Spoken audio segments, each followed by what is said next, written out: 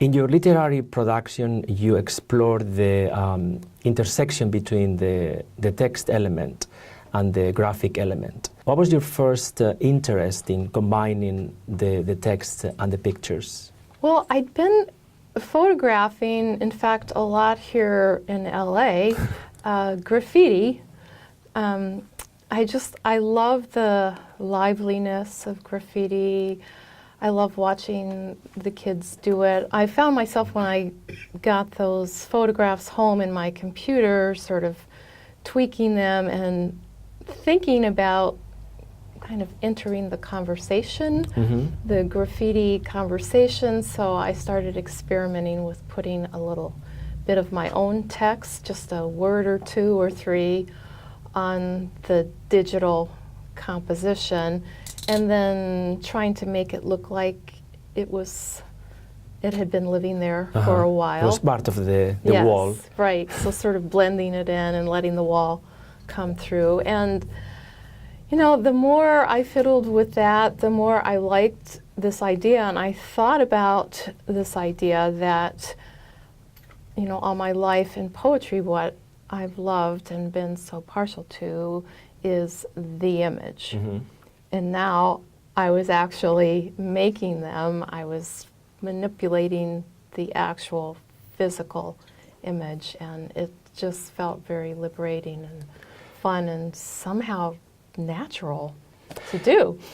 And you have published 8 books of poetry. One of them is called Book of Knowledge, 2 words, knowledge, even though it sounds like Book of Knowledge. And it's a collection of visual poems. The samples I have seen online, it looks like a series of, I think they are called didactic charts, or some of them, and then you intervene and you write a poem, you manipulate the image. Could you describe a little bit this Book of Knowledge? You're right, exactly in what it is. It is an old encyclopedia. Oh, okay. And I think it's at about a 6th grade level. And I did take primarily just the pages that had a lot of graphic materials on them. And so I made these alterations. For instance, the pages in my book are all in color and bright, but the original is all black and white, the original encyclopedia. Okay. So as I altered the pages, I would take out the text that explains, you know, how the world operates and makes it all very clear. Everything is clear in the encyclopedia. Everything is explained. Everything is explained to us. And it all makes perfect sense how the world operates. And so I took that out and substituted a little of my own poetic with your confusing poems. Yes, which reveal confusing poems, right. That reveal, muss it all up. Reveal other kinds of truth. A nose can smell rain coming. Hurled like pebbles out of the blue, the first drops block the horse fly's path. To connect any line of them is to chart a finch's route through the forest half-light. As the one you love steps onto your stoop, a widening wind underscores the sky's pummel and the earth's pull. Blowing behind you is a music of falling seed husk. Thunder bellows beyond the trees. You follow the beloved's face that way, the face that wears the years as a cliff of bone. Should today's news keep quiet, a short speech will stay unspoken, and you may touch the furrowed brow over what it's bolted down. So you incorporated these images in the brain and all that. Oh, yes, I did, didn't I? There's some naked girls in the brain. Yes, they're naked in the brain. In the brain there. Let's talk about your project, Photon. I am pronouncing this properly? Sure. Photon. You have invented, or you have coined this new term for this new cross-discipline work, the Photon. It's basically a combination of a photograph and a poem, but it has other elements. You mentioned urban landscape, photography, collage, mural, and also graffiti. There is something that you say about these 4 times. You say the page is an invitation, but these poems are kind of in your face. Mm-hmm. Can you expand this a little more? Yeah, that's one of the things I think I was drawn to about graffiti, is that there's such a democracy about it. You know, it's a mass conversation by whoever wants to go up there and write on the wall. I mean, they found graffiti on the walls of Pompeii. Mm-hmm. It's a very ancient way that people have communicated. And the page that is like publishing a poem is a thing that usually involves adjudication. You know, someone has to accept your poem. You have to, you know, go through the channels mm-hmm. and find your way through the poetry world to get your poems out there in that world. So I like that about the graffiti idea, that it can be more participatory. There's nobody in charge of it. It's anarchy. You also say, I haven't left poetry, I'm just putting it on walls, which I think is very refreshing. It's very revolutionary. I have a question about the your actual manipulation of the graffiti. Do you end up placing that version on a wall, or is it just a digital version? It's just a digital version, but then I print them out on aluminum or on, I've just been experimenting with printing them out on wood or just other kinds of more materials that feel more like a wall. I see. So I print them out and they're kind of big. And that's I was able to see an exhibition through your website. There is a link to an exhibition, and I think that's what I saw. These versions, and they are large sizes. Yeah, they're about 40 inches long. And I have a whole series of boxcars, of trains. And I like the idea of the whatever has been put on there, the conversation isn't just for that community, but it goes out. And, you know, a farmer in North Dakota is going to see this graffiti conversation with images and words that came from Brooklyn, and then it's going to go on, you know, out here. The other thing you say about this project, I think, is that the word attracts in the beginning just because of the shape of it, like a picture, like a painting, and then when you approach, when you pay attention, it becomes a word with meaning sometimes. And there's this kind of double interaction with the wall, with the graffiti. Mm-hmm. Some of the graffiti I found, I don't do anything but just lift it out and frame it. There's one that I didn't add anything to because it was already just this perfect little poem that I saw on a wall. It says, "Rue in Boo, love more than you."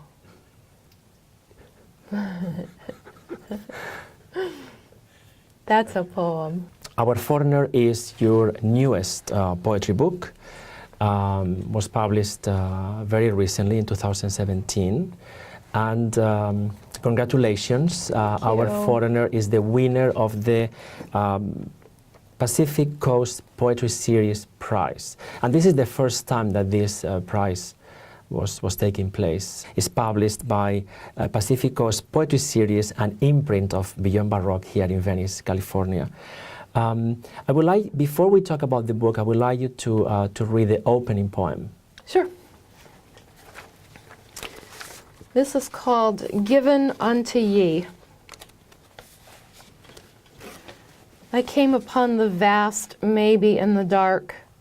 A match struck, the light flickering, and the proffered books set before me were red, leather-bound, and each smaller than a demi-tasse saucer. But how riveting the stories therein. I turned pages with my pinky nail, inquiring of the invisible bestower. Mightn't I peruse the whole set first? So hard to choose just one. It was a poor light, but it was mine for the night, and a night had been all I'd been granted. When I read Our Foreigner, what I got was, this is a traveling book. This is the way I read it. Like I was traveling through domestic vignettes, but very unfamiliar territory at the same time. I was traveling through mystery, humor, very surprising characters, and at the same time, passion for literature. There is a lot of humor in the book, and I think humor is not very frequent in poetry, should be more frequent. Could you talk about the role of humor, maybe in your work in general, in particular in this book? It's partly, I feel like I deal with serious subjects, this thing about being foreign in one's own life, and I liked how you described it, but I'm not sure I want to strike a tone as coming across as taking myself seriously. Too seriously? So I feel like I have to kind of poke myself a little bit if I feel like I'm getting to that, in that space where, you know, it's sounding, I don't know, like somebody's trying to be profound or make too important statements of truths or something. But the characters are fantastically, some of them are very humorous. The things that happen to them or the things they see. There are two poems that I would like you to read, and they are, both of them, I think they have this element of humor. One is on page 58 and the other one is on page 68. In the old man's favorite soap opera, someone's always doing her husband in with a hat pin. And every Thursday there's a thunderstorm, which is how we know it's Thursday. Impregnations rife on Fridays. No one ever spills or trips or pees. No one has pets. It's always stay tuned and come back tomorrow, and an evening can last into next week if it's a night of sexual pay dirt. If we hear an organ before the next commercial, a seizure is imminent. We like the scripted hysteria, high-pitched but lucid wailing, and hairdos professionally mussed. We're fond of the woman who's tried to blast into space and the one who's bundled her child's bones into a napkin. And we pity the aged patriarch who couldn't bring himself to glance in the coffin and see that the woman there was not the wife. And so week by week he grows more bitter, napping in his ratty robe by the TV that always shows a dangerous surf in the distance, or the same fire with the same three flames. Never locust nor cripples, never a cold river, a too swift current, never old soldiers still trying to slog to shore. And then the other one is the hairs open free or something like that.